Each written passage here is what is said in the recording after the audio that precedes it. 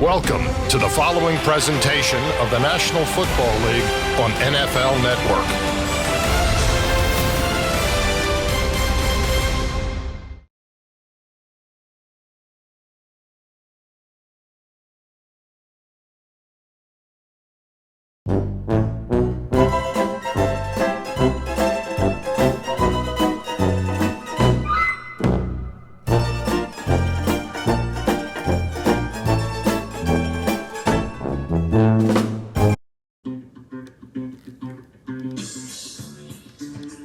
Our first award of the evening is the cheapest fuck in the history of the league award. And that goes to none other than Tom Nicolo. Tom, in 24 years, has spent a grand total of $9.65 in free agent moves. He spent more than that on his way over here today on donuts alone. Congratulations, Tom, you cheap fuck. Our next award of the evening goes to the most difficult owner in the league to trade with. For years, it used to be George Kaiser, but even he takes a backseat to Dylan. The total elapsed time of making a trade averages 8 hours, 9 minutes, and 37 seconds to make a trade with Dill. It takes less time to have open heart surgery, and it's more painful. Congratulations, Dill. You fucking pain in the ass. And the next award of the evening goes to the worst owner in league history. No, not Sam. He's coming up. But it was Neil's friend, the man we all never got a chance to meet, John Fagley. John left us standing at the altar one rainy Friday night at the draft as we waited and waited and waited and waited, and he never showed up at all, which opened up Colin entering the league.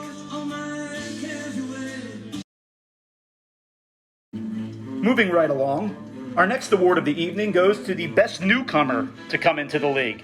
And holy shnikes, it's a menage a trois three-way tie between Dill, our two-time FFL champ, Mark, our three-time Mr. Sports champion, and the Donald, FFL champ and also Mr. Sports champ.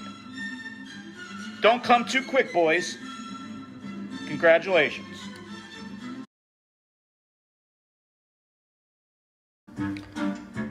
This next award is a special one, and it's a doozy.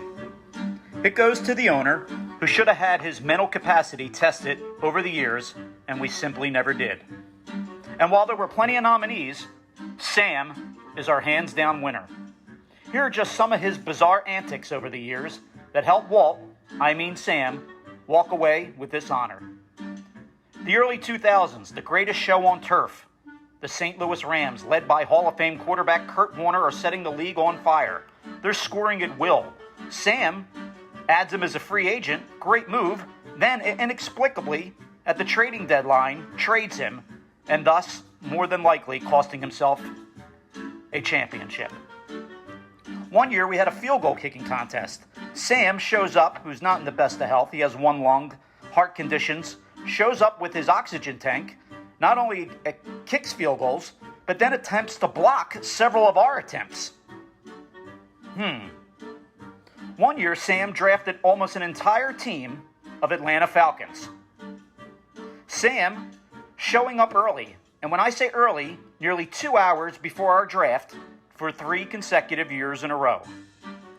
And who can forget the infamous trade between Sam and Colin?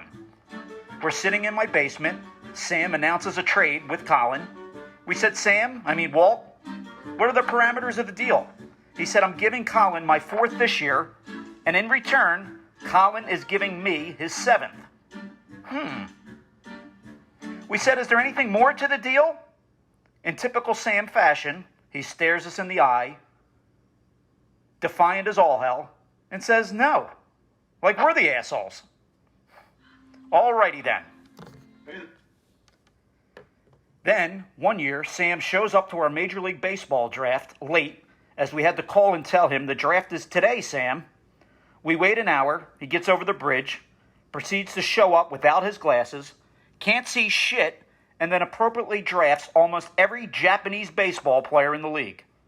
The next year, he shows up for the Major League Baseball draft again and tells us Colin could not make it because he was at a St. Patty's Day parade and that Sam was going to draft for Colin. Oh boy. They're back-to-back the whole draft, and it only gets better, as Sam several times during the draft said out loud, after he took a player for Colin, "That's who I wanted." I'm not making this up. So then we said, "Well, why didn't you take him, you dumb Pollock bastard?" I'm sure there are more stories about Sam, but as they say, the show must go on. And the award for the biggest racist in the league goes to former league member, none other than Russ Goss. Team name, the Rebels. Confederate flag was his logo. Had certain draft day rules. Don't eat too much. Never draft a black quarterback. Or any rival guys from the Steelers division. He sold, much like a slave owner, Brett Favre one year to Bobby for cash. Eventually retired to a cotton field in Ariel, New Jersey, stating after he won his one and only title, "I have nothing more to accomplish. Goodbye, Russell the Love Muscle." What a character.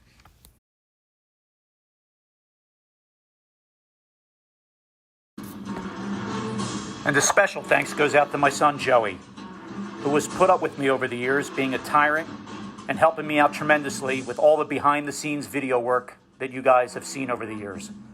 The Draft Day program, all the video features we put out, Man-Eaters, Hard Knocks Training Camp, and the list goes on and on. Thank you, Joe. I really appreciate it.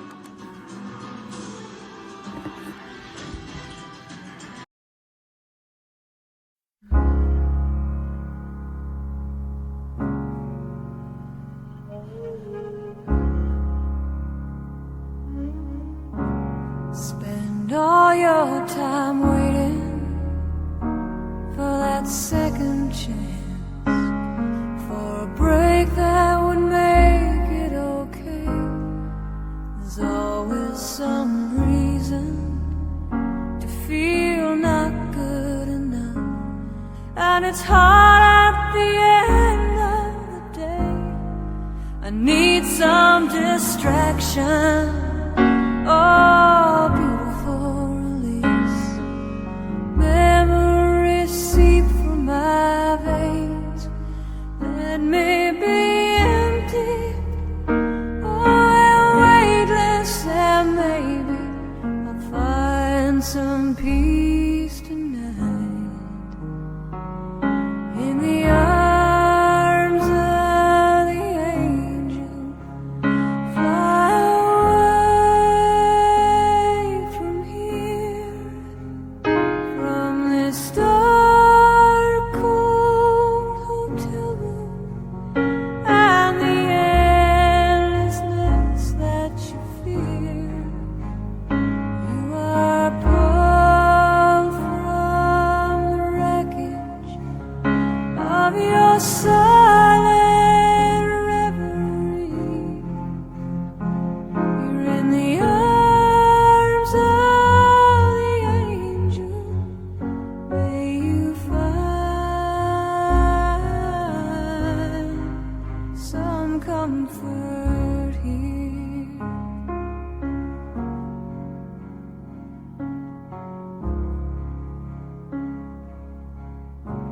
So tired of the straight line, and everywhere you turn, there's vultures and thieves at your back. The storm keeps on twisting, keep on building lies.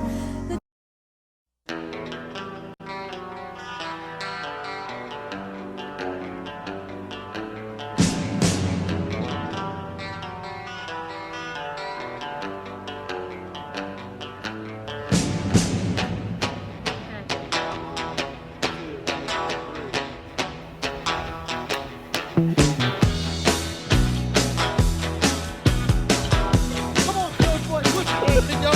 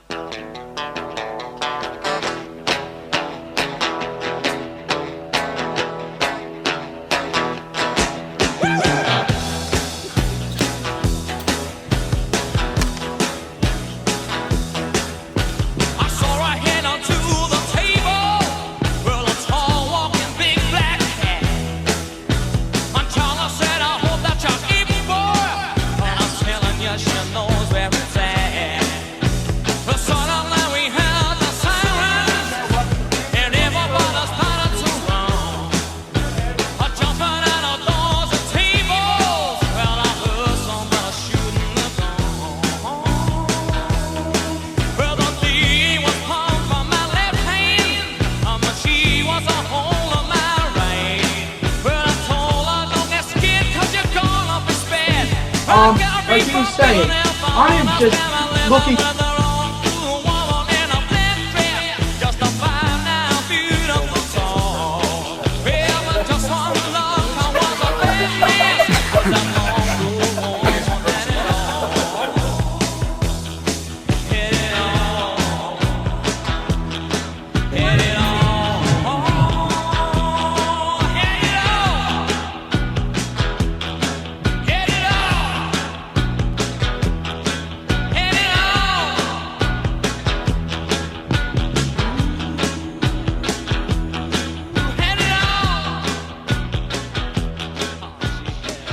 Fucking 5-panel hat with your shitty fucking football team. Security! I'm fucking staying. Security!